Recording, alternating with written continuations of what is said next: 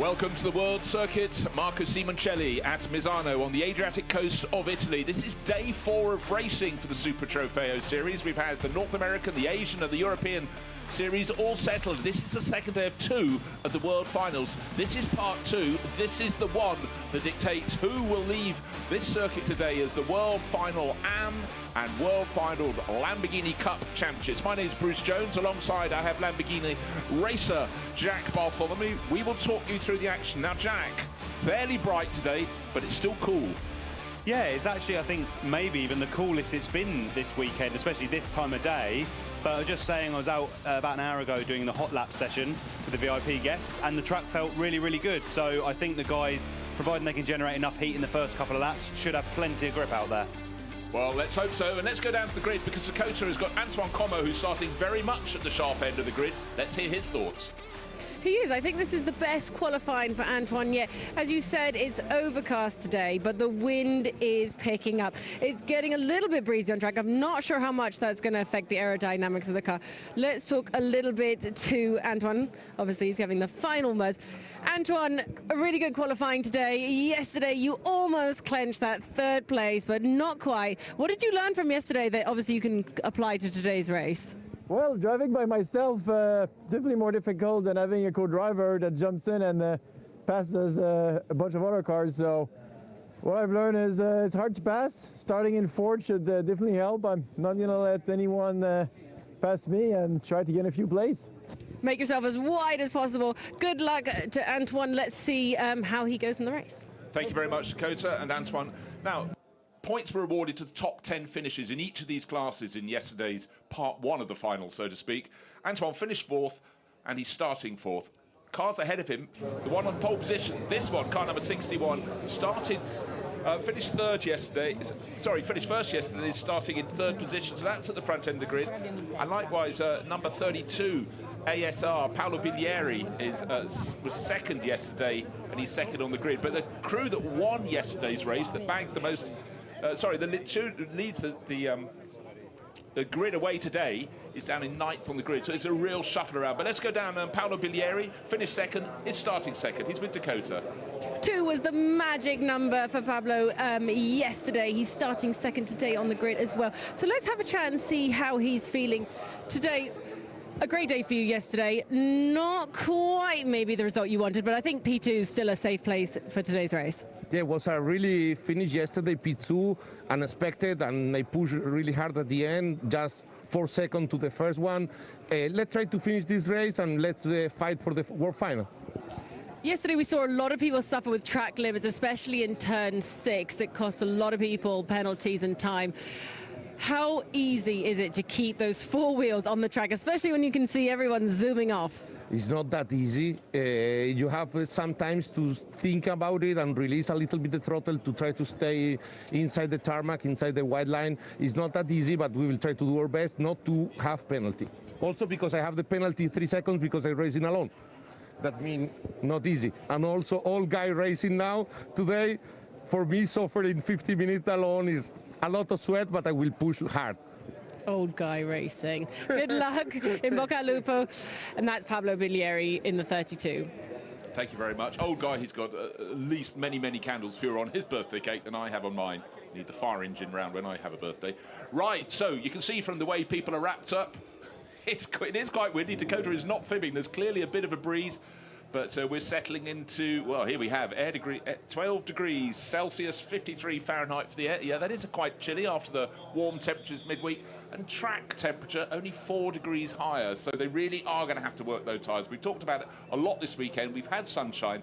We've also had cold track conditions. Yeah, the temperature generation early on can really make or break your race. So working the tyres, especially the front tyres, hard on the first formation lap. I'm not sure if they're going to have the 2 formation laps today, and then in the first couple of racing laps can really, make a difference whether you can go forward or not. Yeah, absolutely so. So all the drivers will be focused on that, and moving just a little bit further down the grid, only as far as 6th place, GT3 Poland, car number 5, Adrian Lewandowski with Dakota. third row of the grid. Not a bad place to be for Adrian Lewandowski. Obviously, his father, Andrei Lewandowski, is a superstar in Super Trofeo. Dad's a superstar. He's here cheering you on the grid. Obviously, being a solo driver is a little bit more difficult. You've got really, really good competitors. You've got Karim beside you. You've got Peter, who won yesterday, who were flying yesterday, shall I say, and Massimo there. What's the plan for turn one? I don't know. Generally, yesterday I missed the pit exit and I had to start from the pit, so kind of I ruined my my world final. So today I think I'm mostly fight for the good result in the single race, and so I have nothing to lose. I will just try to push and have the best race as I can possibly have. Has your dad given you any sort of tips? I know he's trying sometimes. For now, I don't know. Just not be so nervous, and don't make some stupid mistakes, and basic one. Good luck, Dojo Tech. Thank you. Thank you very much, Dakota and Adrian down there. Let me just explain the points. In each of the two races that form the World Finals, it's 15 points for a win, 12 for second, 10 for 10 for third, all the way down to 1 point for 10th place. However, there is a bonus point that goes with fastest lap. So Adrian finished 6th yesterday. He's starting 6th on the grid, so he's in the mix. But you often get in the World Finals, someone who's had a big problem in race 1, but their co-driver might have qualified well for race 2. We'll see more of that in the Pro and the Pro-Am final, where the grid, they might as well have just drawn numbers out of the hat. It's so completely jumbled. For all these drivers, the focus is on, it's like a normal Super Trofeo race. It's 50 minutes long. It's a pit stop in the middle. The timing of that could or could not be critical. But right now, every single driver there is going to be thinking about two things: the first corner and heating their tyres. Yeah, to be honest, it's always good to look ahead, but that is the important things right now. First, get some heat in your tyres, so you've got the grip to work with. Survive the first corner, and then you can start picking your places. Picking off the opposition as you go through the race to move forward and pick up as many points as possible. A lot to think about for so many of these drivers, and I just noticed a couple of cars are missing from the grid, and we had a report on our screens that Francesco Terzo had hit the wall getting around the grid, and that is indicative of just how little tyre temperature they had. Turn 6 is where the track is beginning to open up onto the infield straight, and we've had a lot of drivers running out over the curbs, and he probably went just a modicum too far, and he may be one of the cars, and I sense one is missing from around 15th, 16th, 17th on the grid. And as we heard from Adrian Lewandowski, he ended up starting yesterday's first part of the race from pit exit, so effectively stone last, and to come through to 6th overall, that was a real stealth drive, and well done to him. Yeah, it's certainly going to be looking strong today. As we know, it is hard to pass round Misano, but we saw in the Pro and Pro-Am race how certain drivers moved all the way through the field, so it can be done. It's just picking your moments, not abusing track limits, not overworking your tyres, and making sure you've got something left for the second stint. And of course, what none of the drivers know is if there would be an incident that leads to a safety car that will bunch the field up, because that can really change the complexion of the race. Not that you're wanting one, not that you're wishing for them, but a track like this, you could easily have one out because someone could just berth their car, beach it out in the gravel trap, and it would be in a dangerous position, needs to be moved. I talked about cars missing from the grid. Well, certainly the top 5 rows, we're just looking at them now, are all in their respective grid positions. So pole position is Stéphane Lemeray for CMR, along with his teammate Rodrigue Guillon. They've had speed, but not had the results to go with it. There's Rocky Bullock, and he's starting 2nd in the Lamborghini Cup class in 9th position overall. 1 minute until the field be released for, well, at least one formation lap. There may be 2 to allow them more time to get heat in the tyres. I'm waiting for confirmation of that. 2nd on the grid, Paolo Biglieri. Massimo Cilia will start 3rd for the Oregon team. Then the first of the North American Series drivers, Antoine Comeau. We heard an interview with him. His is the red and white car, or white and red, car number 130 from ANSA Motorsports. And then number 7 is 5th on the grid. That's the lead car in the Lamborghini Cup class. Karim Ojay's having a fantastic race meeting for Villorba course, and he's just alongside GT3 Poland's first car on the grid, which is Adrian Lewandowski's. So 50 minutes of race lies ahead of us, and for people on top of the grandstand in that wind, on top of the pit building, they'll be having to keep quite warm, because certainly the wind is picking up. So left of grid with the Guillon sponsorship, that's Stéphane Lemeray. Right of the grid will be Paolo Biglieri. But the formation, the lights are green, so off they go. And let's hope everyone gets away. Let's hope they just get as much heat in their tyres as they possibly can.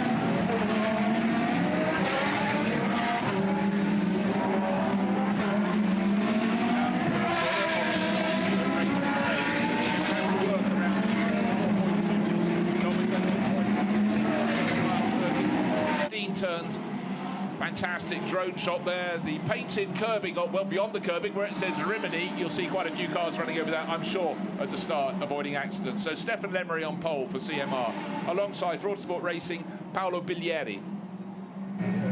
Let's see if they can be first and second in no particular order down into that first corner. Then Massimo Zilli, the Oregon team, they're having a fantastic season. They're the European AM champions. And alongside them was Antoine Comeau. Then Karim Oj, lead car in the Lamborghini Cup class, and Adrian Lewandowski from AM for row number 3. Row 4, second car from GT3 Poland, Serwin Mazur. Alongside him, also from the North American Series, the Canadian racer Dan Nuz.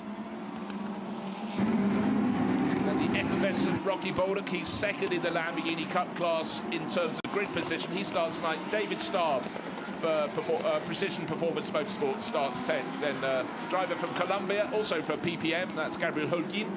And alongside Jive Liu from the Hudson Auto team by LKM. Garrett Adams, one of many drivers who are running solo. Alongside Climax Racing, Chinese Racing, Zhu Bizhuang. And then Pier Giacomo Randazzo down in 15th position, but he's got Stefan Trebbiadini to do the second half of the race, so expect progress. Alongside him, Holger Hansson. Alfredo Hernandez Ortega, we saw a lot of him. He got in the middle of the traffic yesterday. John Hirschberg alongside him. And then the Lees, it's Dong Hui Lee who starts, and Ray Shahi from the States, 40 Racing. He will start 20th. Should have 33 cars on the grid. Now, Francesco Terzo, 23, may be missing, because we've, as I said, had a report that he hit the wall at turn 6 going around to the grid. Philip Tang starts alongside him, both for DL Racing. Then Umar Abdullah, he ended up in the wall yesterday. I don't think it was his fault, but he ended up off the track alongside fellow Asian Series racer Brian Huang. Row number 13, Adalberto Batista, great Brazilian racing family. And he'll have Harry Zyrolo for the HZO Fortis Racing team. Then Life at Motorsport, Fred Roberts, he's sharing with Jeff Courtney. He'll start down in 27th. Luciano Privitello, he starts 28th. He'll hand over to his quicker son later in the race. Then getting towards the back of the grid, Superchai Wiraborwan Pong and Christian Bortolaso, 30th and 31st. And then Chan Chi Chung, Triple C as he's known, and Serge Doms, penultimate row of the grid. And 33rd and final position, Sutiluk Buncharoen, who's the Asian AM Series champion, starting stone last after failing to set a time in qualifying. Now, the responsible job getting these cars started. The lights on the starting gantry will be 5 of them all red. You can actually see that in the little control box.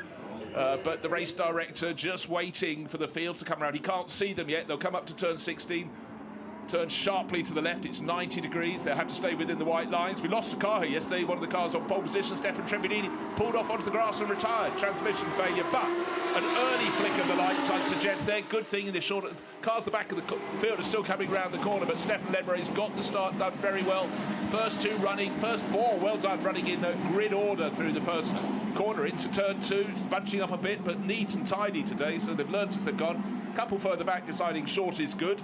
Let's see what the race officials think about that. Neat and tidy. There's always someone running wide at turn 3 and actually mitigating circumstances, Jack. No heat in the tyres. Yeah, everyone's just trying to generate heat in the tyres, so there's a lack of grip. You know, they're trying to get their eye back into the circuit. It's a very technical circuit, so it's easy just to misjudge your braking when you're surrounded by, 33 other guys all trying to do the same thing. Right, the driver who has gained position, Jack, you'll notice the green flash of the notes of his car is Adrian Lewandowski. He was 6th on the grid. He's got up to 4th. So that was neat and tidy. A couple of cars running a little bit wide at turn 8, but Stefan Lemery making his escape. Paolo Biglieri giving chase. In behind with David Starb, easy to pick up. He's in a luminous yellow car. He looks like he's gaining a position or 2 round turn 10.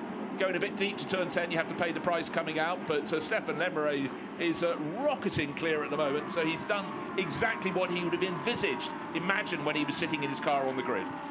Yeah, it's quite important. When you're starting at the front of the grid, you've got to visualise what you want to happen, and if you start thinking about it, the chances are you can make it happen. Focus on that temperature, and then just hit all your marks on the first lap or 2, and you can start to build a gap if you've got the pace. Just having a little look down to the Lamborghini Cup class. Should be coming to the background of the shot because we've got a couple of cars nose to tail. Karim Oj's dropped from 5th on the grid down to 8th. He's now car number 7. Look out for him. And he's got Rocky Bolduc coming up behind Not quite nose to tail, but clean line of sight for the Canadian, car number 199. See if he can get to the top of the pile in the Lamborghini Cup. A subplot within this race, of course, in a regular Super Trofeo race, we have all four classes running together: Pro, Pro-Am, Am and Lamborghini Cup. In this, when you get to the World Finals, Am and Lamborghini Cup have their own race. It's easier for us to focus on them and for them to focus on their championship battle. Yeah, it's quite nice how it's a more focused race on the, the more individual classes, because I feel sometimes, the AM drivers can get a bit swamped by the pros, and when there's, people lapping you. Yeah, I mean, that's the exact point. It's not just that they might be, qualified well, but they might be 30th on the grid. If they qualify well in this, they're going to be in the first few rows, and they're not going to have those cars coming through. We can focus on them. They can focus on the people. It's always difficult in a full field of cars to just remember who's in your class and just to focus on them if you've got cars from other classes around you. Right, David Starr just in front, being hunted down by Givalou, car number 266. That's from the Hudson Auto crew. But at the moment, the Americans got that one covered. Down the back straight they go. I say a straight, it's got three kinks in it before they have to absolutely be on the brakes for turn 14. Leaden skies above Misano. There are little hints of sunshine. They came through about 20 minutes ago, but they seem to have disappeared for now. But importantly, the track is dry. Track temperature, well, it's not yet hit 17 degrees. It will gradually warm up through the day, but the main thing is the rain that was promised a couple of days ago, that suddenly our forecast became a bit gloomy, seems to have disappeared. So, Stefan Lemeray, Paolo Biglieri, Massimo Ciglia, and the three teams respectively, CMR, ASR, and the Oregon team. And Adrian Lewandowski, having made that move from 6th to 4th, there he is, car number 5, yellow-green, sort of green and blue flashes on his car for GT3 Poland. He's trying to get off after, safety car. Okay. There has been an incident involving a couple of cars at turn 14. Serwin Mazur and Adrian Lewandowski is noted for something, but... it looks like 138 is well and truly beached deep in the gravel. Yeah, it's one from DL Racing. It's probably 38, actually. It's Philip Tang. The other car with the blue flashes, trying to work that one out, but they've had contact getting... that's effectively at turn 13. It's the last of the kinks. That's 38, the one you picked out. Well done for getting that, Jack. But as I said before the race, if there's a safety car, it can change things. But it's come so early in the race. We haven't had a leader who's managed to, pull well clear and loses all the advantage they've gained. The other one is 146, which is a PPM car. Sebastian Carazzo and Gabriel Holguin share. That is Gabriel who started the race. And unfortunately for him, that's a rather battered car, but it's be interesting to see what caused that. The safety car has been deployed, so everyone has to drop down and run a line astern. They would have been... a spin from Gabriel Holguin, and I've just trying to... Well, he kept on spinning, bounced off. Well, that's how so much the car was taken off. And for Philip Tang, nothing he could do about it. It came in with what he hoped was a clear line of sight, but unfortunately for him, the driver from Hong Kong had nowhere to go, nowhere at all. You've got to guess at that point, where is the car going to go? But little unfortunate that when it hit the barriers, that Holguin's car came back across the track. That's actually relatively unusual, thank goodness. Yeah, that was quite a sizable accident. I'm sure he's absolutely fine. But accidents, generally, the inertia will always send it outwards. But in that situation, Philip Tang's just driving on his normal line. He was just really unlucky to get caught at the moment that Gabriel Holguin came back across the track. By that point, totally out of control. It's just one of those situations you really you've got to hope that you can kind of thread the needle and get through. Yeah, well, while the safety car is out, Jack, we're going to go out and join Dakota, who's got Stefan Tribudini to tell us what he thinks about the start of the race. I do. Stefan, how was that start? I mean, it was a bit messy just then, but the start seemed to be pretty clean. Yeah, for us, the car, we gained 2 places, so it's a good start for Pirot. Now there is a period of safety car. So for me, the goal will be to take the car and to push as hard as possible, because we have nothing to lose. Yesterday we scored 0 points, 1 point for the pole. So the goal today is to have fun. It's the last race of the season. So I hope Pirot will enjoy the end of the stint, and I will push the maximum. Maybe to climb to the podium would be already very nice. Yeah, a bit frustrated from yesterday because I had the drive shaft broke just before the start, and and I couldn't start like that, so I prefer to go on the grass to avoid a big crash. But it was really hard for me when you do the pole position for the World Final to park the car on the grass, because you never expect that. We were all heartbroken from you as well, from earlier in the week to having that foam fall off in your foot. Well, to today, bad luck, but let's hope we can turn your luck around today. Thank you and good luck. Thank you, bye-bye.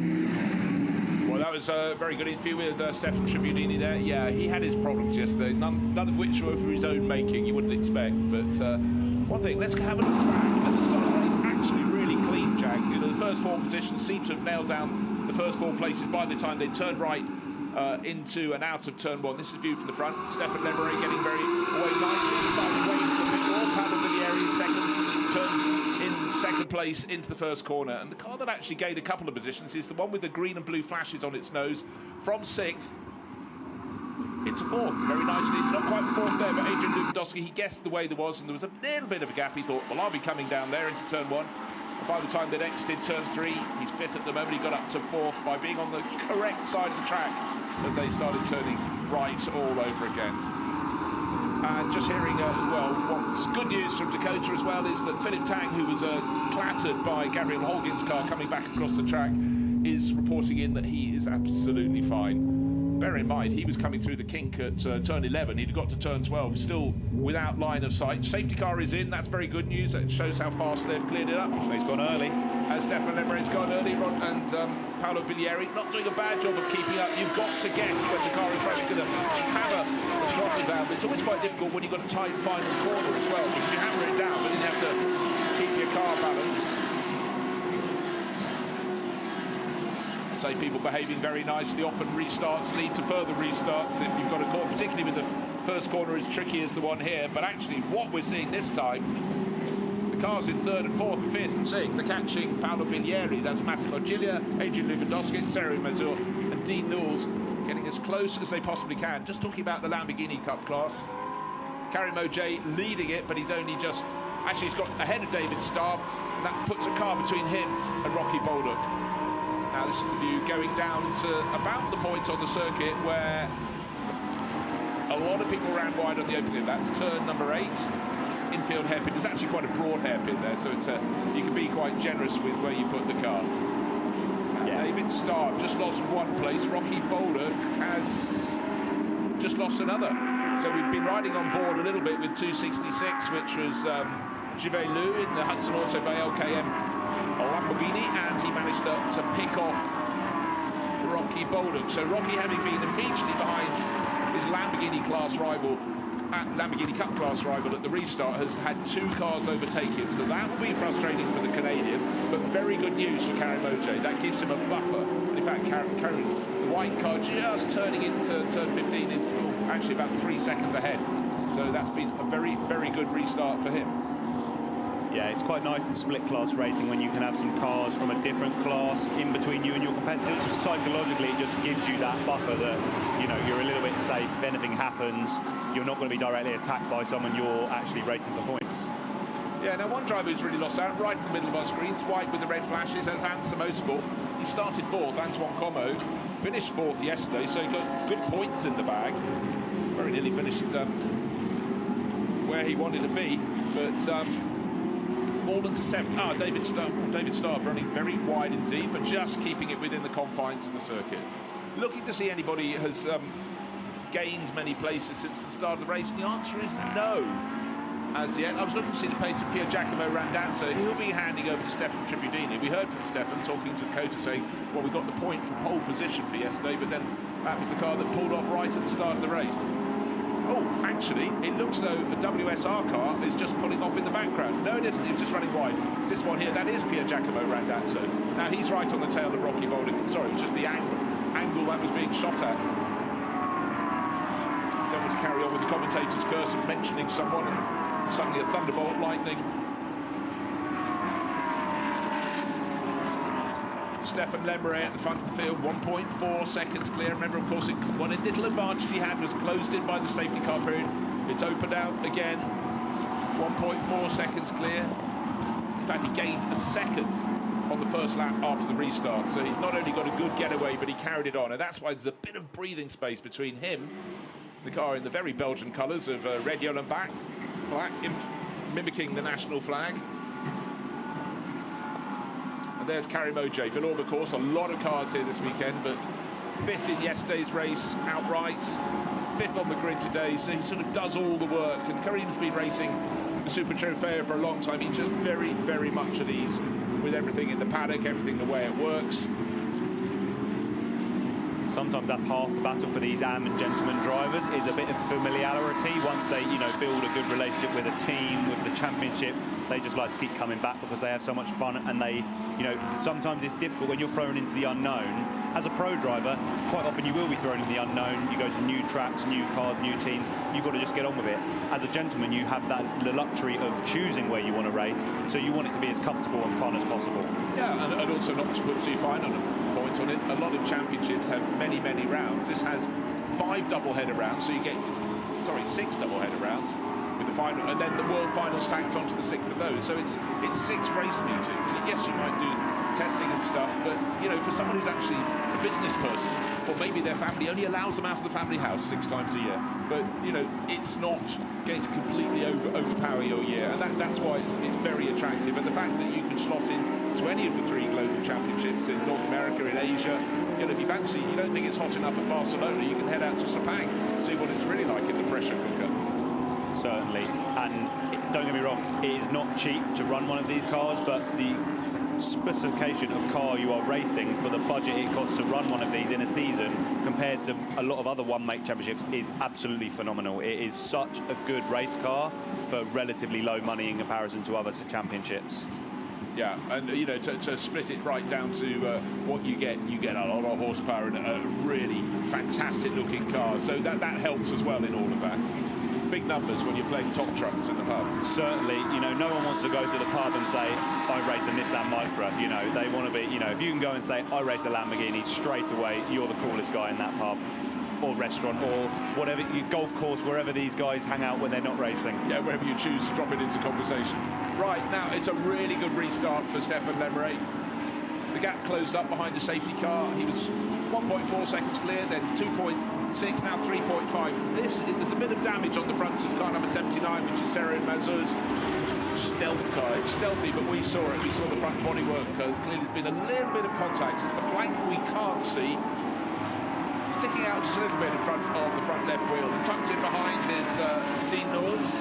So he's got ahead of fellow Canadian Antoine Comeau. Now a driver who knows an awful lot about these cars. The coach has found him. Corey Lewis. An expert in Super Trofeo. Corey, obviously this weekend you're not driving, but you are the coach for Rocky. We can't speak to Rocky because he's in the car at the moment. He had a wild race yesterday, but today he looks like he's on the right path. He's P2 in LC, so he's got a little bit to catch up to Karim. What would be your advice at this point? Honestly, this race has been pretty chaotic already. We had a safety car, so I think honestly his lap times are great. I think if we can just keep up this pace, let the race unfold, and maybe we can get back up towards the leader there. We have a few AM cars in between us, but again, I'm proud of his pace. Yesterday was a learning curve. First world finals for Tommy. Beyond proud of him. The team, Rafa Racing's done an amazing job. Let's see what we can do here from middle to the end of the race. We're very hopeful. Like you said, we're sitting second right now. Now this year we've got 21 different nationalities participating in this race. What is it like from your experience, having come over from America, racing with all 3 different series in one giant race? It's amazing, right? I mean, from a driver's seat, I've done it from driving behind the wheel to now be a coach and to kind of coach Rocky through everything that he's been going through. I get what he's experiencing, and to have all the continents together. Lamborghini Quadricorsa always does an amazing job, and being with the brand for so many years myself, and it's awesome to see the series grow as much as it has. So it's an honor to be here, and looking forward to the future with the new Tamaro coming up. Let's see what Rocky can do in his 199. Thank you very much, Corey. Thank you, Dakota. It's always good to hear the opinion of someone who's been there, seen it, done it, and then has the different role of trying to bring someone else to learn it all. And it really is quite a thing. 21 nationalities. I hadn't added them up, but that's how cosmopolitan would you like it? We've got 31 cars started the race. We didn't have Zubi Zhuang. He didn't start, and obviously we lost Francesco Terzo. Since then, we've lost Colombian racer Gabriel Holguin and Hong Kong's Philip Tang, but everyone else still going. That really is a consequence of it. Fantastic view. Turn 3 in the top right hand of your screen. You're already going out of turn 5. Our race leader, Stefan Lemeray, having a fabulous run. And in behind Paolo Biglieri, he's not holding up those behind him, and they can't get close enough to make a pass. What we do have coming up, pit window. And we also have that thing called driver penalty, and the first one has just been issued. Holger Harmsen, who is sitting second, right on Rocky Bolden's tail, second in the Lamborghini Cup, 14th overall, 5-second penalty for going around over the white lines with all 4 wheels. One time too many. I am sure there'll be some more of those in the race, and they can have such an impact, and particularly, Jack, when you've had a race in which the field is being bunched up by the safety car, so that time, you know, naturally, if that safety car hadn't come out, the field would be more strung out. It's closed it up, so suddenly a 5-second or 10-second penalty will cost you all the more. Yeah, if you've got a time penalty, a safety car just destroys your race, because, you know, 5 seconds when the whole field is together could drop you back 10, 15 places, whereas at least if you're near the front of the race and the race is spread out, you may only lose a couple of positions.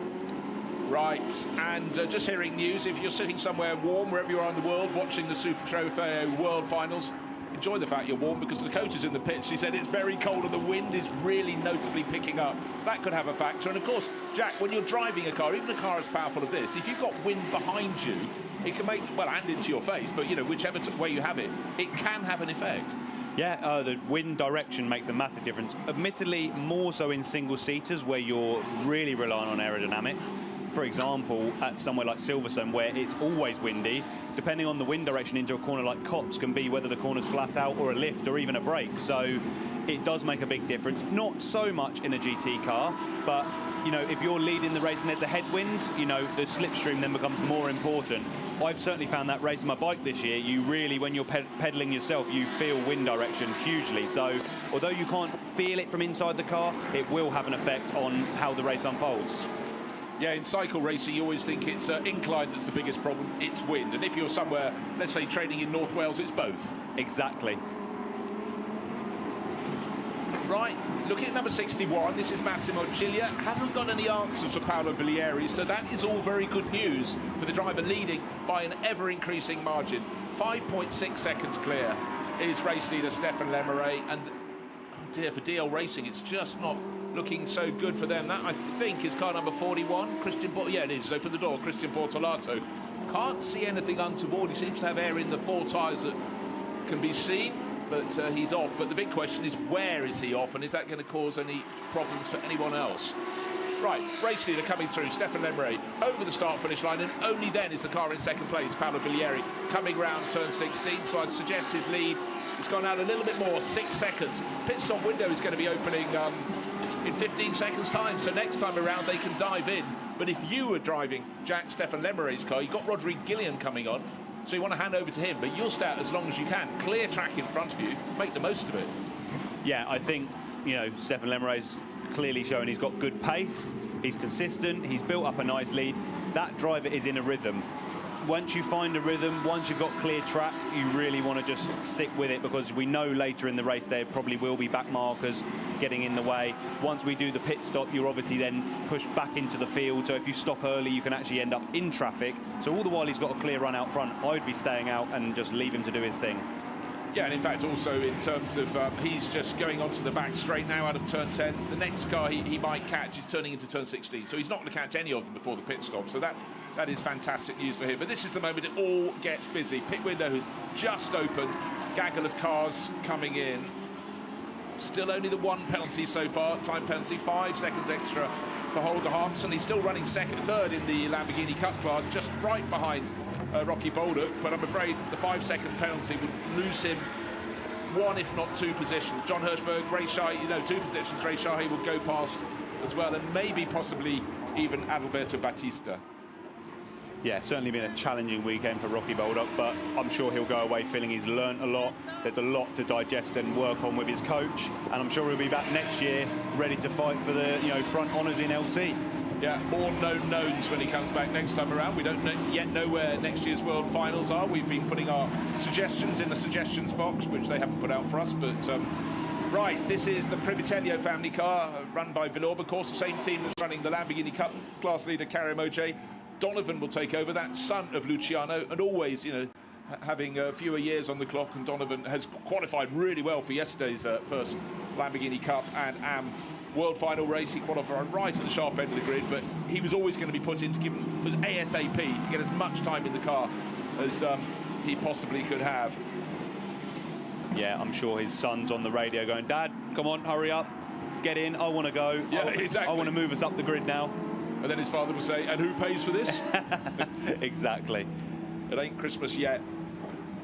I noticed that Massimo Cilia came in early. Again, smart move. I probably would have played that tactic if I was driving or in the team.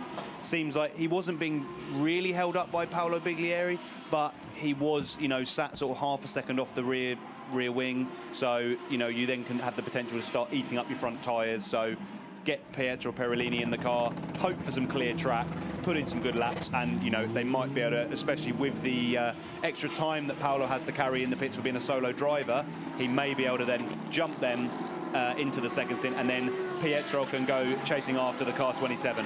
Yeah, exactly. So a lot of things to think out, but Stefan Lebre continuing as long as he possibly can and get in before the pit window. We have seen people miss it, just go one lap too many before trying to come in, and 2 corners short, but by the time they got to pit in, the imaginary pit window had been stand. So that's Pier Giacomo Randazzo. He handed it, well, he's happy with positions. That's possibly his racing season over now, but I'm sure he'll be back. He absolutely adores the Super Trofeo, and he's put Stefan Tribudini in. We saw the pit stop change. We heard from Stefan.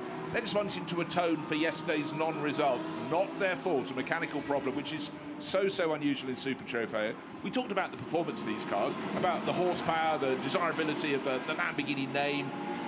They're also really well engineered. So the last thing you want when you're spending time and money racing is to have something that's mechanically frail, but these seem to be really robust.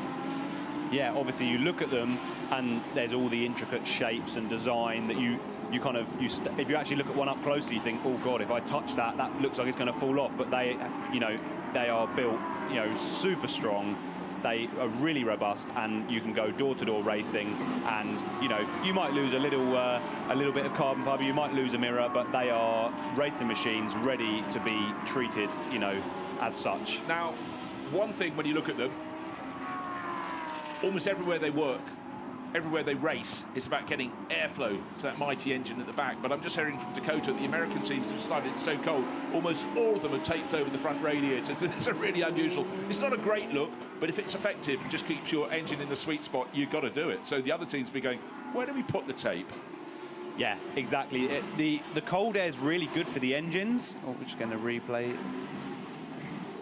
I think it's just a wonderful a nice drift. slow-mo. It's always good to see a sort of super slow-mo. You can see so much more of the dynamics of a car, because modern racing cars, they're very quick, but they don't move around a lot. I do quite a lot of historic racing, and there you can see absolutely the laws of physics being applied, and they're much softer suspension on narrower tyres. So it's really great when you get a super slow-mo. Yeah, these cars are super stiff and low to the ground, so you don't actually, on a normal speed, you know, replay and during the race, you don't actually see that much movement. Serin Mazur, he was running in 5th place, just latest one to come diving into the pits. Going through a little procedure there, trying to get a bit of a glug when going out. It's not a hot day, but you're still going to be becoming really quite dehydrated on board. Yeah, staying hydrated is so important, you know, during any race. If you get dehydrated, you start to, you can almost start to hallucinate if you get dehydrated enough. So hydration, you know, preparation in fitness and all of that side of things is so important, even in a 50-minute race. Look, in the past 20 years or so, everybody's got the message that you might think you're a good driver, but if you're not fully fit, you're going to be performing way below your potential. And that has been one of the biggest changes, particularly in a championship like this, where people aren't full-time athletes, they aren't full-time racing drivers in the Lamborghini Cup and AM class, but they do need to give it their best, and they can only do that as a pair of cars really having good tussle if you are at least fitter than you were the previous year. And the older you are, the harder it is to keep there. But, you know, get that core fitness, just keep it ticking over, and it really does pay dividends. Yeah, if you can just keep that heart rate down, even 5-10 beats a minute, a minute, sorry, you know, you just got that extra bit of time to focus. You know, Michael Schumacher was absolutely mad about his fitness, and he was maybe the first driver who was, and it showed in his results. Well, in fact, interestingly to me, I talked to the great stylish British Formula 1 driver Tony Brooks. When he was racing Formula 1 in the 1950s into the 60s, he said he and Sterling Moss used to play badminton, and that was considered, but he said it was really good for their nimbleness and stuff. And he said other drivers maybe spent a bit more time in the bar. It was a different thing then. It wasn't something considered, but people like him had the antennae to realise, let's do something to make it easier. Let's do something to be at my best. Right. Not everybody served their pit stop. Stefan Lemaire has not. He's leading this race. His margin 8.9 seconds. Pit window closes in just under 3 minutes, so the team's going to be having to do the maths. And he can do another lap after this one. He's just coming through turn 15 on the 16-turn circuit. There he goes, out over the curbing a little bit, and then onto the start-finish straight. So he's definitely doing this lap before coming in, because he's passed the pit in. For others, though, they may still be diving in. Adrian Lewandowski continues on his way, does he? Yes, so he's in second place. He started sixth, got up to fourth, but the car with the Belgian livery there, Gillian Group sponsorship, the Gillian himself, Rodrigue, will take it over next time around. But if another half second, even a second could be added, this will be very, very good news for the combination. Alas for them, they only got 2 points yesterday, they only came ninth, so they could be adding 50 to that. Will that be enough? Well, it really relies on car number 61 not picking up a lot of points. That was running in third place, remember, so if it comes back and finishes third, they will be the world champions, the world finals champions in the AM class. However, we've still got over 20 minutes of racing. Yeah, you always have to wait a sort of minute or two after the pit window for it all to cycle through, and then we'll see where everyone's at and who's on the move. And the other thing we have to emphasise, one of the drivers before the race, Antoine Comeau, I think it was, or was it Adrian Lewandowski, was pointing out those who are running solo, their pit stop has to be 3 seconds longer. So, they could do everything possible, but they could lose a couple of positions. However, the opposite of that, the counterbalance, is the fact they're conversant with the state of the track, whereas a driver who's coming in just for the second half of the race isn't. They've got half an idea of how the tyres were before, when they were properly at temperature before they came in. Of course, they'll cool down during the course of a pit stop, but they'll have more knowledge of the car for the second half of the race. So 3 seconds has been decreed the sensible extra they have to serve in the pits. Right, from the lead, Stefan Lemaire coming in, and he's going to park up in front of the CMR pit area, and then Rodrigue Gillian will hop on board. And it looks as though he's almost retiring to the pits, but that is what it looks like, a car doing 50 kph on the pit speed limiter. Obviously their garage is going to be one of the last ones towards pit exit, but of course it matters not really. So, job of the driver, get from pole into the lead of the race, tick, pull away, tick, safety car, close it up, pull away again, tick, run as far as you can before you come in and hand over, and he's done precisely that. Now, very different stature between these two drivers, so a seat insert will be applied before Rodrigue Gillian hops on board. And you, as a taller driver, Jack, you must have had drivers who needed a little bolster to put them in the right position. Yeah, in the Trofeo, I don't believe you have a movable pedal box like you do in the GT3 car, so it can be quite difficult if you have a really short teammate. The steering column's movable, so you can move the steering up and down and closer and further away. But yeah, if you have a small teammate, the car would be set for the larger of the drivers, and then the smaller driver would have a foam seat insert that is made with 2-part expanding foam. You basically pour the mixture into a bag, it gets very hot, and then once it's cured, you take the bag off and it gets taped up, and that is molded to your body. Hopefully in a lovely posture that suits you and doesn't do your back in, because that's something a lot of drivers over the years, they haven't been sitting well, and it can have an effect. Right, track limits abuse, car number 186, that's Jonathan Hirschberg. I think that's only the second 5-minute penalty. 5 minute, that would be horrible, wouldn't it? 5-second penalty that's been applied in this race so far. 20 minutes, or just a little bit less than that. And at the moment, just waiting to see, and that you can be fairly sure with that 9-10 second lead that Rodrigue Gillian should have come out into the lead of this race. He's done all the spade work. Looks though into second place from third will be car number 61. That'll be Peter Pirelli, building on the works of Mascilia, but by dint of being a solo driver, second in the first part of the race, Paolo Biglieri has fallen back down to fourth by the looks of things. Yeah, see, generally I would say an AM driver, gentleman driver, would be more likely to lose time on their outlap, so actually the 3-second penalty isn't as severe in this race versus in the pro race, because as a young driver, as a professional, you're expected to just get in and deliver. But as we've seen, the top end of this field, the AM drivers are very, very competent, very fast. And, you know, we can see that Paolo has been demoted a couple of places because the guys in front are clearly showing they can just get in the car when it's hot and deliver a stunning outlap. Yeah, we'll see how their lap times go, but at the moment, car in second place coming down through the fast kinks. That's Peter Pirelli, as he likes to be called. In the background of the shot, about 3 or 4 seconds, in fact, further back is Adrian Lewandowski, who's the top runner running solo. Well, let's pop down to the pits. We've had some drivers hot and steamy and emotional. They're down with Dakota. Absolutely fresh out the car. How did that thing go for you? It was great. I tried to make the gap as big as possible, and I tried to keep a little bit the rear tires for my teammates so we can have a good car for the end of the race, I hope. And the CMR team did a great job. The setup is really wonderful. Arriving here 1 week ago, we never drove on this track with the Lambo, so we struggled a little bit to find the right setup, but now it's really perfect, and yeah, we can go as fast as in the quali with this setup, so it's really good. And how many setup changes did you make in order to arrive to today's race where you're absolutely flying? Mainly we tried 4 different setups. Each time it was better, and now it's just perfect. So I have to congratulate the team because it's a French team. So against the Italian teams who are testing here very often, it's a great achievement from the team, and I'm very happy with the job of CMR. Looks like you got it dialed in. Let's hope how you go. Bon chance. Thank you.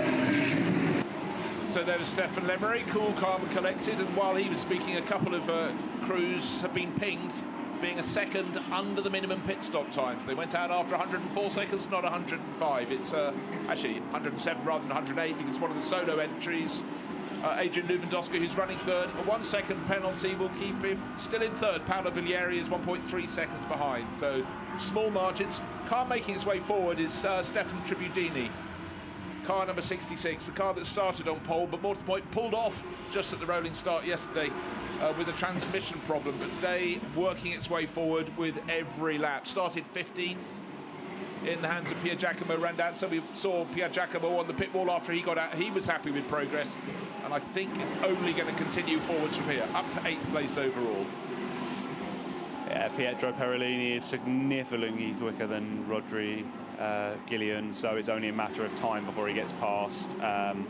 You know, being sort of 4 seconds a lap slower, you're not going to be able to defend that for 15 minutes. No, it's clearly going to come, and it happened exactly while you were talking, and Rodri understood there was no point coming across the nose of Pietro Pirelli, so Pietro just is going to pull clear now. It came down very, very quickly, but importantly for Rodri Gillian is the fact that he's got a 4-second advantage over Adrian Lewandowski, which is the next car in the background of the shot, but that's got a 1 second penalty, so that could be enough to keep him in second place. But right now, he'll be feeling more confident with the car. He's done the outlap, he's feeling where they are, but the overtaking manoeuvre, it was neat, it was tidy, he didn't make it difficult. So still number 27 leading the race, but Rodri Gillian turns in half a gap, and up at turn 4, between there and turn 5, left the door open, but that was a sensible thing to do. He'd already spotted how fast Pirelli was closing in on him.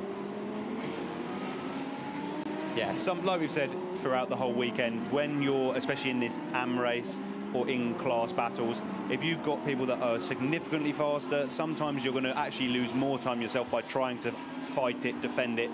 You know, if you're talking of a second or two and it's for position at the end of the race, yeah, defend it, fight it with all your might. But at this point in the race, he's not going to hold him back for the whole race. So let him through and see if he can learn, you know, and pick up his pace.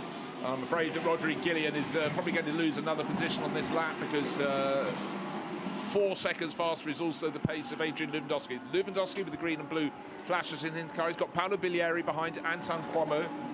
So we've got 4 solo drivers in the top 6. Lewandowski, Biglieri, Comeau and Mazur. 5, Dean Noyles. And he's being caught, but it won't be for a while. It'll be several laps before Stefan Tribudini can catch him. And here is Stefan pressing on, again, blinking every now and again, but the focus is there, clear to be seen in the number 66 VSR entry. But at the moment, with no one around him, at least he can run at the sort of pace which is the maximum pace that he can achieve. He's not being compromised by sitting behind a rival Now with the cars across the nose of his car. Right, Rodrigue Gillian, the yellow bonneted, red and black wings, number 27 entry from CMR, hanging on to second place. But Adrian Lewandowski, in fact, he went so wide, Adrian's come through. That was being very gentlemanly at turn 10, I'd say over and above the course of action, but better to be overly generous than anything else. And he's trying to get a bit of a toe there, but first became second, has become third. The next person chasing him is Paolo Biglieri. And in terms of the Lamborghini Cup, the LC category as it's known, 9th place overall, leading that. He won the race, the first part of the World Finals yesterday, so he's already got points in the bag. Another 15 for another win will make the maths quite simple.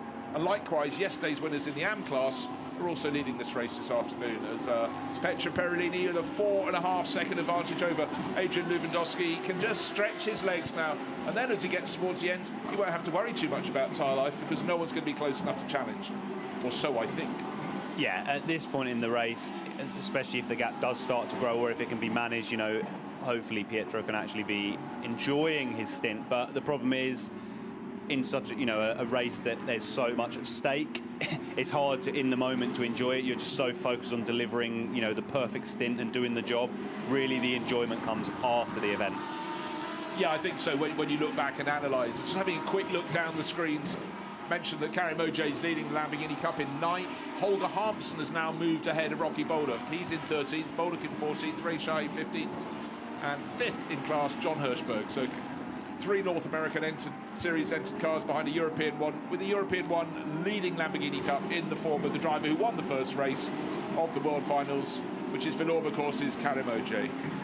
Nice attempt at going around the outside by Paolo Biglieri there at turn 10, but he's got to be careful because Antoine Comeau is very close, and this is what happens when you have a train of cars. If someone is holding you up, if you're not careful, you know, the car behind, you can be trying to pass someone and the car behind can end up, you know, making the double pass. Well, we sort of saw that in the last lap, halfway round in the Pro-Am first race last night, with the car that was third came into turn 9, came out of turn 10. Oh, I thought that might happen. It was shaping up, and I'm afraid contact there for Dean Knowles.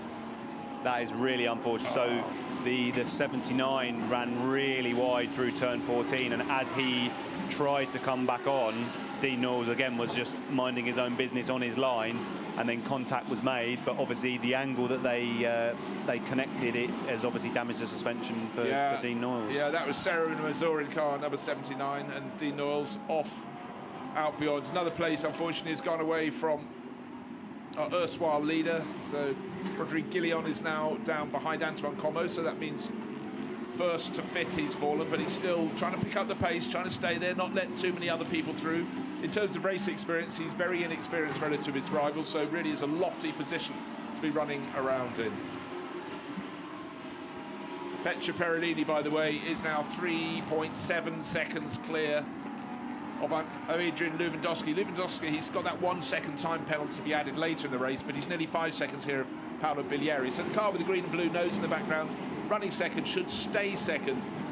Biglieri just with the ASR entry, white with the orange and black flanks, that's running third, so it's likely to stay third. The car behind him is actually a lap down. That's Superchai Wiraborwanpong, who's running down in 27th position. But again, these cars need to be negotiated. Stefan Trebedini on the move again. Well, he just was. Serin Mazur, car number 79, delayed himself with that moment down at turn 14, but fastest lap of the race has been set by Stefan Trebedini.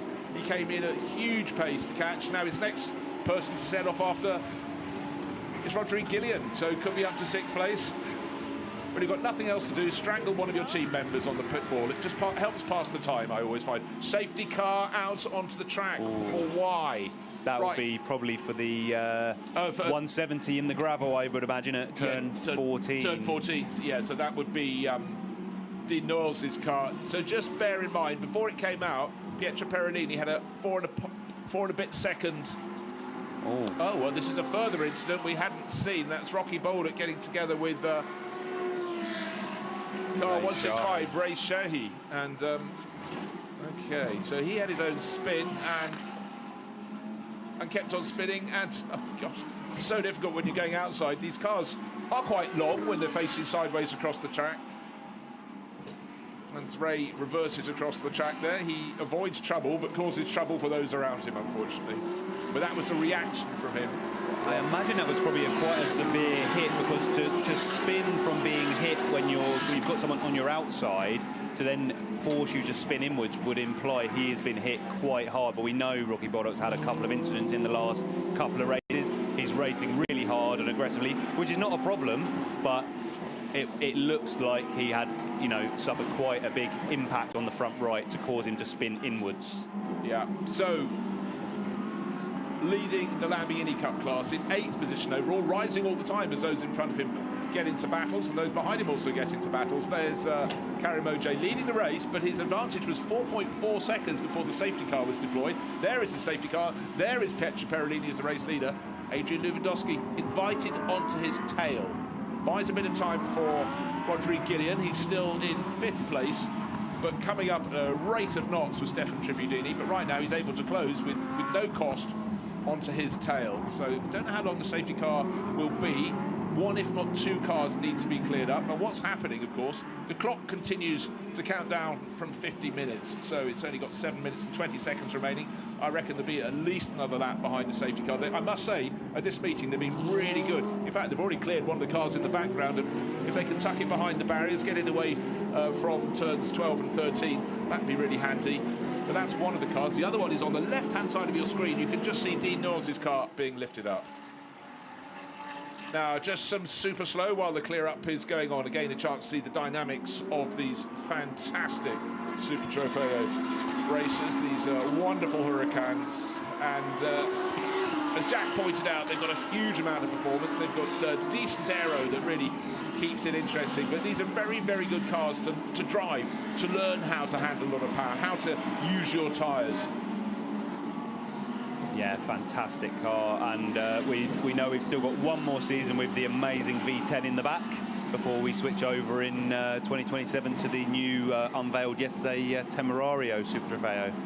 Yeah, I've been looking at the social media messages, pinging a lot of love for that car already, but you know, time moves on. But the Huracan has been an astonishing vehicle for a long time now, going through evolution in its GT3 form, but the Super Trofeo, you know, it's been an absolutely stalwart soldier. And 2027 is when the Super Trofeo will be running with the Temerario.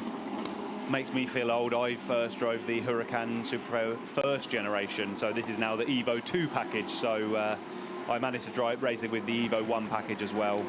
But there's, you know, as always with any car and a 10-year rough life cycle, there is, you know, upgrade packages.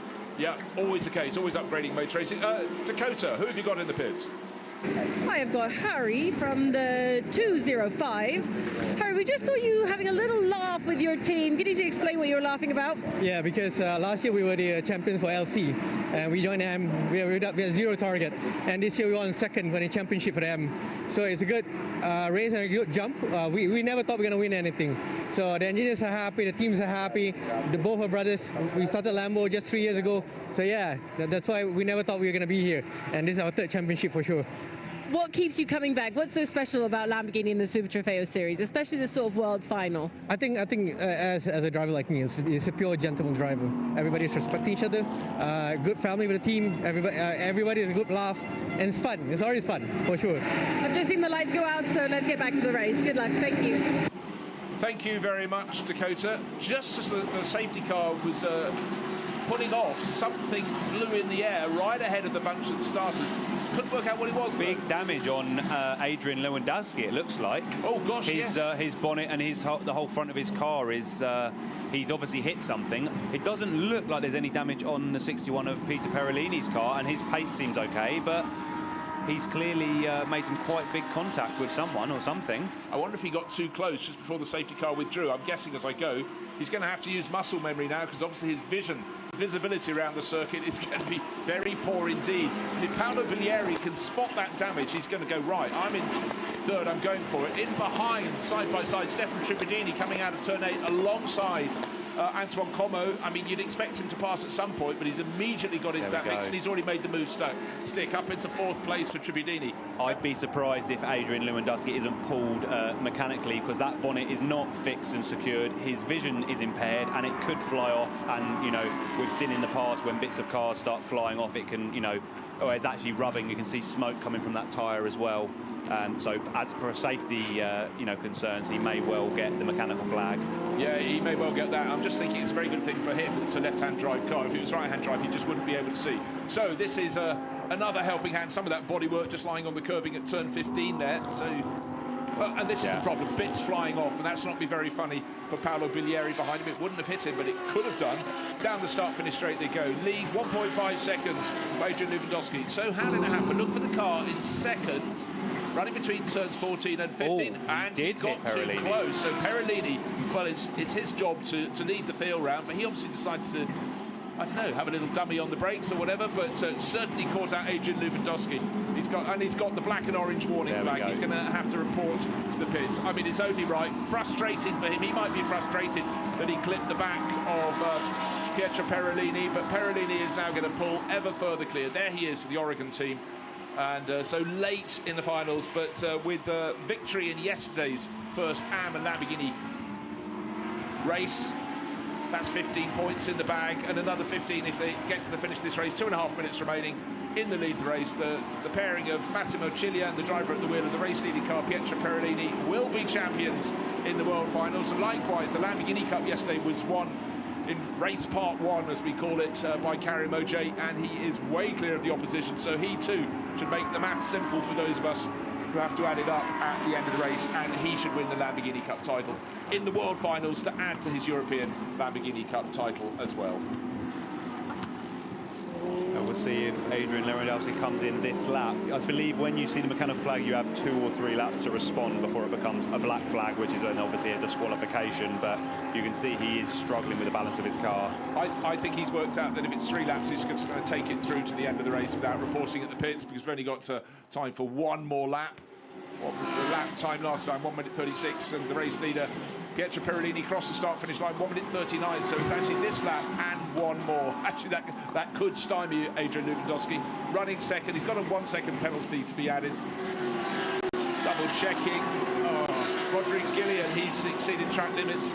He came onto the track in the lead. He's down in 7th place, but he's got a 5 second penalty to be added as well for track limits. Another person is car number 276, and Donghui Li will be getting a penalty as well. But I must say, in this race, actually, there have been fewer track limits violations than we've had in other races across. So this is the 4th day of racing here at Misano in the Super Trofeo. Now, Paolo Biglieri has been passed. No, he was behind anyway, but he's looking very... He's really looking for a gap. Trepidini is the quickest of the trio. He's alongside Paolo Biglieri, followed by, jumped myself there, and down the back straight, he's going to pass the car from ASR. So what could have been if this car on pole yesterday, car number 66, didn't get to start, and today from way down the order in 15th.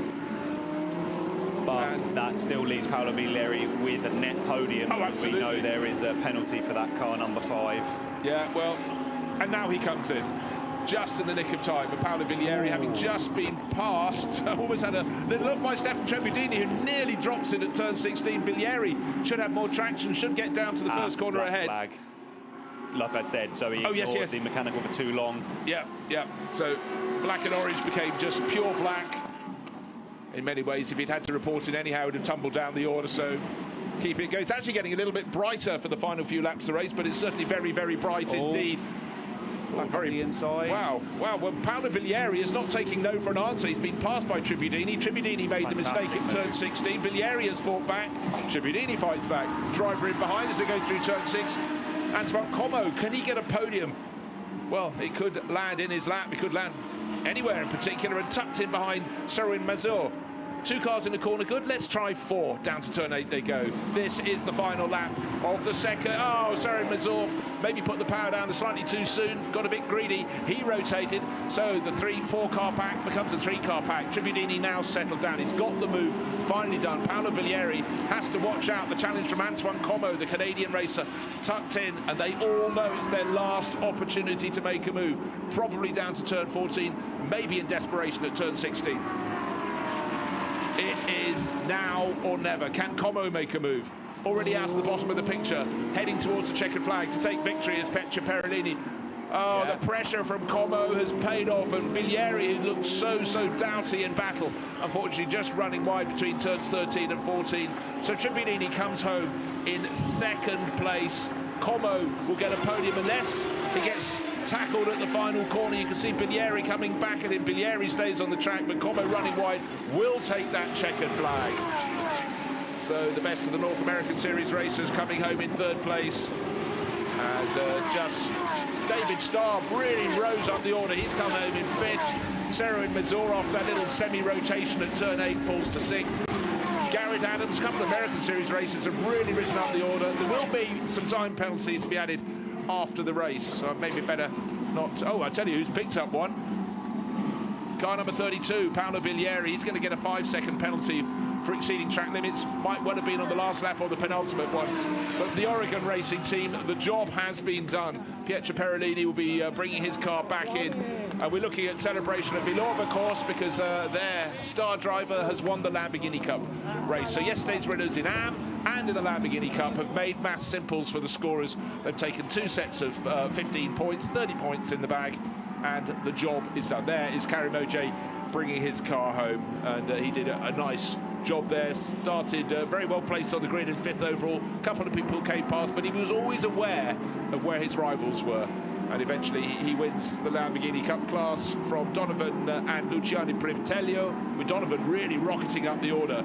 He picked up the car nearly at the bottom of the pack, and he came through and at the end beats Rocky Boldt by 0.7 of a second. But today belongs to Massimo Ciglia, who started, built a lead, had it taken away in terms of its scale by the safety car period, and then Pietro Pirelli took over 2nd part of the race, got the job done. And of course, when he took it over, the number 27 of Rodrigue Gillian came out a lap after he did, but into the lead of the race. But Rodrigue did not have the pace, no disgrace at all, because Pietro Pirelli is super fast, and then got in the lead, pulled clear, safety car, pegged back his advantage, had to do it all over again, but at no point did he ever look in danger, in trouble. His lead, he protected it beautifully.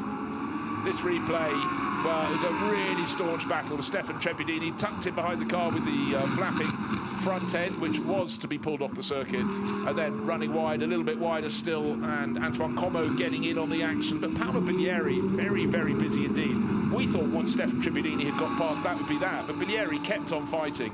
In the end, it did come unstuck, and at turn 8 on the final lap, we lost the black car that just caught the tail of this back, Seroin Mazur, right alongside Antoine Comeau, and, oh, in fact, got so close to Biglieri, he had to take evasive action. I thought he'd put the power down too soon. However, it's all over now, and we sent out 33 cars, 32 because Buang Zhu didn't start the race.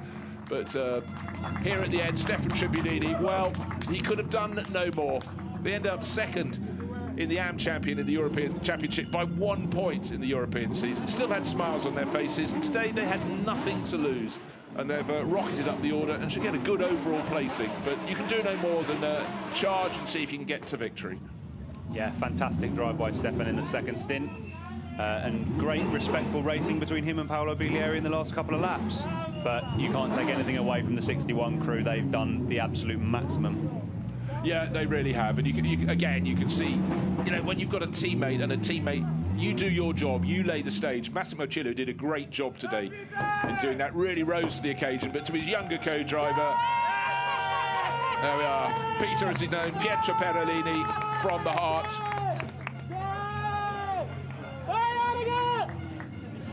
And I think you can't underestimate as well, they are the World Finals champions in the AM class. In the background, we'll have the World Final champion in the Lamborghini Cup class in the form of Karim Oj. But for these 2 Italians, to do it on home soil is all the sweeter, to have friends and family around, and sponsors perhaps as well. You know, what a great place to do it. Yeah, certainly, as well as the European title as well. So it's been a fantastic year for that pairing. I know Peter personally, so really pleased for him. You know, great guy. He's had quite a lot of bad luck the last few seasons, so to see him have some success is richly deserved. Yeah, you know, some seasons they just don't fall right. But you know, he's always been quick when he's in the car. And it's a bit of a scrum down there. It may not be rugby, but Dakota's right down in the heart of it with the winning crew. I am the winning crew. They're behind me right now. Massimo, do you want to come over? Jerry, also you. Come on. Congratulations. This is your team. I don't drive. I speak again. I don't jobs all time. And in this moment, I go into the podium for the trophy. Really, it's incredible. Dai, Massimo. You're speaking, you're happy.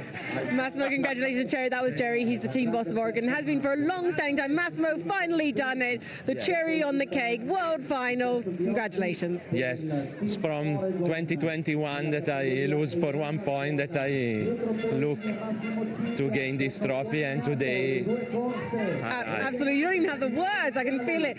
Peter, you made that almost look easy at the end there, especially passing Gillian. Yes, Max did an incredible job. So he stayed there, gave me the car P3 overall with a very good gap with our competitors. Then for me it was just only to bring it home. Big drama, very worried during safety car, because I think that Adrian forgot that I can brake also before to go on the start. So I said, okay, we are done. But then luckily Oregon cars are strong enough to manage it, and so we brought home another win. So we are world champions and we are very happy. Amazing, congratulations. Everybody, thank you very much. Congratulations, guys. 2025, a year to remember for Oregon Racing Team number 61. Thank you, race winners and world final champions, and they did it in style. Little bit of an explanation there from Peter about the restart where he got Klatt at the back because he decided he was going to back it up and got caught. It's actually a fairly risky tactic sometimes, but the person who lost out was Adrian Lewandowski, who hit the back, and then, as we saw, was black flag. But really, 2 wins, a win in each of the races in the world finals. You're not going to be toppled. You are the world finals champions. Yeah, you can't do more than that. You know, Yeah, well, it's a sweet, sweet moment. We're going to nip straight back down, Jack, because Dakota's caught up with Karim Ojay, who is our Lamborghini Cup champion. Another very happy man. Karim, you've also completely dominated this season, not only in Europe, but now world finals. 1-1-1-1-1 as one. How happy are you? Yeah, I'm extremely happy. The start was a little bit chaotic. I mean, I almost had to go gardening a little bit, you know, the grass, because somebody pushed me off. But it was okay, and once I was in the rhythm, it was great. They tried to throw everything at me, 2 safety cars, you know, for the guys, the back markers to get back. But I really handled it well. I'm super happy with myself. Karim, did you think that in Lamborghini Super Trofeo we were going to make it easy for you? We were just going to give it to you, the trophy? After everything that I've done, maybe. But no, it was great. It's great, lots of fun, fantastic series. I'm happy to be able to win this one. Congratulations, an absolute year to remember for you. Well done, Karim. Thank you very much. Thank you very much, Dakota. So both our winners in this race, in the Lamborghini Cup and outright in the AM, have gone on to win the World Finals titles. It's not just about being at the front, it's managing to do it twice. You know what? No one can say you got it through sheer fortune. You do it twice in races competitiveness. You deserve a World Finals title. We'll see the drivers shortly up on the podium. But let's take a look at the classification. Possibly still some time penalties being added, but no doubting that victory went to Massimo Ciglia and Peter, that's Pietro Pirelli, for the Oregon team. Eventually 5 and a bit seconds clear from a car that started all the way down in 15th position. Giacomo Randazzo made progress. Stefan Tribudini finished it off, getting up right at the end of the race. Antoine Comeau and Paolo Biglieri, they swapped with about a lap to go, so the Canadian racer will be delighted. But 8th place overall, it was victory in the Lamborghini Cup class for Karim Ojay and et al. We got almost all the cars away from the start line without any trouble through to the end of the race. A couple of retirements part way through, but it was a good scrap today. And again, the 2 classes behaved very, very nicely indeed. And as we heard, 21 different nationalities of drivers, really quite extraordinarily cosmopolitan, drawn from the North American, the Asian and the European series. So that's another factor that makes the Super Trofeo so very, very special for them.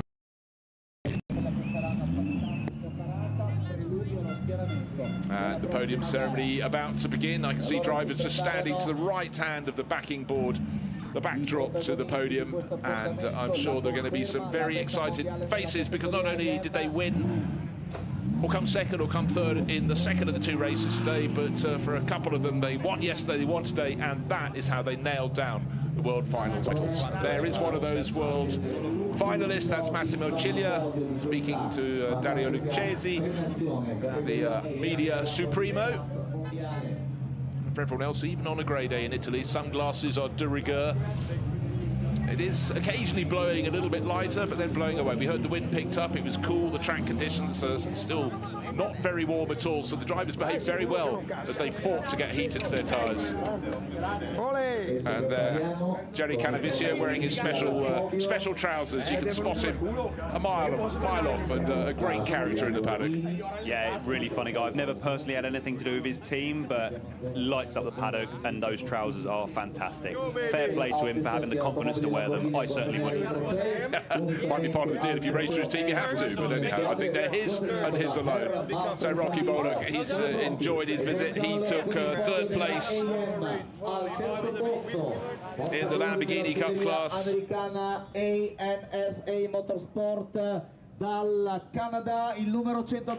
so this is the AM class podium. Third place overall, Antoine Comeau. He drove solo. We heard from him on the grid. He would have enjoyed his visit. He would have wanted a couple more laps in the race. I don't think he could have caught Stefan Trebudini, but he certainly caught and got past Paolo Biglieri to take that third place in the World Finals in the AM class. Yeah, solid end to the year for him. Really good last couple of laps in that race. Pier Giacomo Randazzo, a man who always has a smile on his face. It's not surprising with Stefan Trebudini as your teammate, you know your car's going to be ascending the order. But Pier Giacomo did a really good job in the first part of the race. He gained about 5 positions and left the rest to his teammate Trebudini. But to the top step, Massimo Ciglia and Pietro Pirelli. Victory in part 1 yesterday, victory in part 2 today. World Finals champions in the AM class.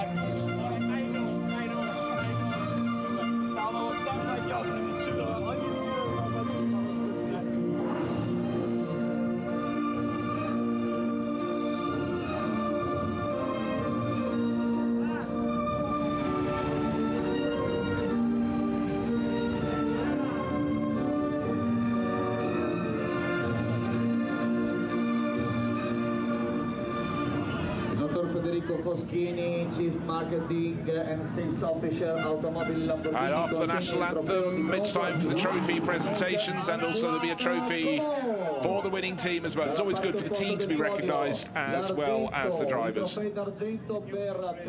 Federico Foscini handing out the trophies. These differ from the regular trophies, don't they? Well, the ones in the World Finals, something to stand out from the regular Super Trofeo ones. Yeah, I believe they are slightly different to the regular series ones. You know, it's a standalone special event, so let's have some special trophies. I think so. A nice touch, and Peter enjoying his time on the top step very much. It was hard work, but he made it look easy. Massimo Ciglia, let's not forget, he did very, very well in the first part of the race, starting second, and really just had starting third on the grid, but it made it up to second, and thereafter such a strong run from the pair of them. Can you look in front of you? Look in front of you first of all for the pictures, and then okay, great. You look downstairs, please, picking up your again trophy. These people generally on podiums, so they should understand the procedure. We need to have the winning photos. They can now, for once, they can spray the bubbly. The last few days, a lot of the drivers have been reticent. They don't need these race suits again for some while, unless they're one of the young drivers testing tomorrow. But this is the AM and Lamborghini Cup, so they can absolutely let rip with the fizz, and that's precisely what they do.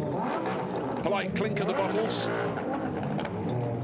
But for the Oregon team, for car 61, from Massimo Ciglia, who started, and Pietro Pirelli, who finished, it's been a masterclass from them, eventually winning by 5.5 seconds. And there we are, points tally, 30 points for the pair of them, the World Finals title, the fourth on the race day, building on a good result from yesterday. Paolo Biglieri, second on points, and Antoine Comeau, third in the race today, third in the championship. You knit together 2 good results across the 2 races, you'll be towards the front, but nobody was going to topple Ciglia and Pirelli. They had the job done yesterday, just needed to keep their noses clean today. Finished probably in about 5th position would be enough, but easier to do it by winning, and that's precisely what they've done. yeah, this is the only way you leave no doubt in anyone's mind is if you go and bag a double win. And now we're looking to the secondary class in this race. It's the one for the Lamborghini Cup, and car number 199. Rafa Racing Team driver, this one, Rocky Bollock. Well, he's happy with life up there. World finalist. He's only been racing for a very short amount of time. I'm sure he's learning with every lap he's out there. Had his scuffles this weekend, but he was clearly quick underneath. Coming out in second place, well, the man with the biggest smile in motor racing, to my view, those cool shades, Luciano Privitello, and to race for him into second place in the World Finals with his son Donovan.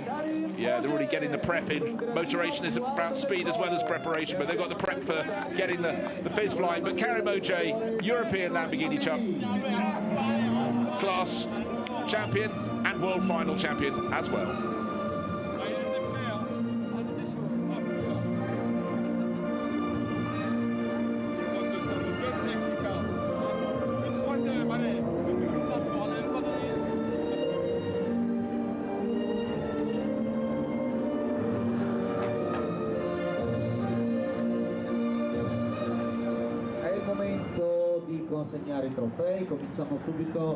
So as the strains of the national anthem fade away, Villorba looking very happy down in the paddock. Karim Oj has got a little time on the top step of the podium to savour what he's just managed to achieve.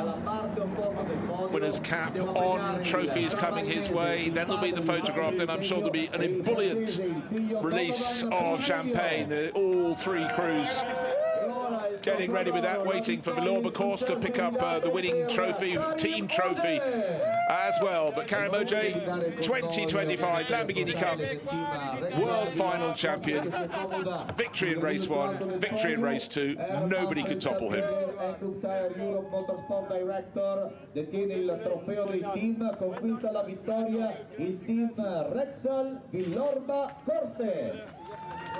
So please,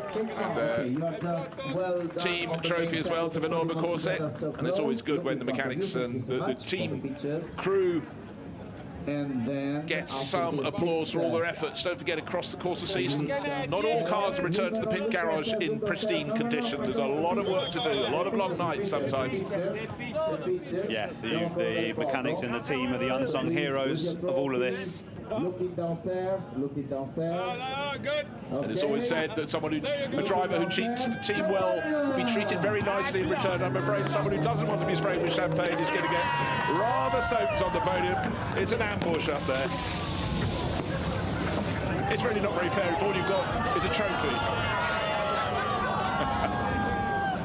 There is a swimming pool outside the circuit restaurant, but not needed to get wet. But for Karim Oj, well, you can hear how much he enjoyed that. And really, he was in a class of his own in the Lamborghini Cup. And there, when the points are tallied with the point for pole position as well, he is only eventually 6 points clear. So a great job done by the Privitello father and son combination. They kept him absolutely honest with a pair of second places. Holger Hansson not so successful today, but fourth place today, but added to his third place yesterday, puts him in third position overall. But it really, that points margin doesn't do justice to the sheer degree of domination that Karim Oj has had in this event, and just wonderful to see. It's up to the others to see what they can do about toppling him when they get the opportunity in 2026. But at the starts, it was Stefan Lemeray leading away from pole position. He would go on to build up really quite a lead. Was it going to be enough? Well, he certainly kept on building. None of the others could challenge him. His advantage was clawed back when the safety car came out. Then there was this moment where a big hit. And unfortunately, Philip Tang on the outside had absolutely nowhere to go. So tricky. Some great racing up and down the order, but it was all about the number 61 car. Once we got after the pit stops, came out in second place. Pietro Pirelli picked off Rodrigue Gillian, who'd taken over the race-leading car from Stefan Lemeray. And thereafter, unfortunately for 27, it was a case of going backwards. This is the passing manoeuvre just after the pit stops. And the change of hands for the lead, car 61, making it look easy, neat and tidy. That was Pirelli. He stretched clear. There was a further safety car period. In fact, as he was chased by Adrian Lewandowski, they got too close together when it came to the second restart. You may see that a little bit later down the line. Adrian Lewandowski ending up with damage that would cost him his tilt a potential victory. John Hirschberg being tipped into a spin, and then just at the restart, Adrian Lewandowski got caught out by a little bit of a slow getaway, or a delayed getaway, if you will, by Pirelli. He damaged his car, was hauled in. Then right at the end of the race, Serwin Mazur going for a spin. That took him out of that four-car battle for second place. With a flag, lights are flashing, Pirelli, victory and the World Finals title. In behind it was time for Stefan Tribunini. Came forward in the car that started 13th and took second place overall. But the champions with a win in race 1 and a win in race 2. Car 61, Massimo Cilia out of the car without a helmet. Pirelli still on board, but you can tell even with the helmet on his head, he was a happy man, and that joy carried on all the way up to the podium. Beaten before, not this time. They got the job done in 2025. So what a wonderful run from them. World Finals champions. And that's the end of the first part. We've got the Pro and Pro-Am final coming up later today. Do make sure you join us. Goodbye.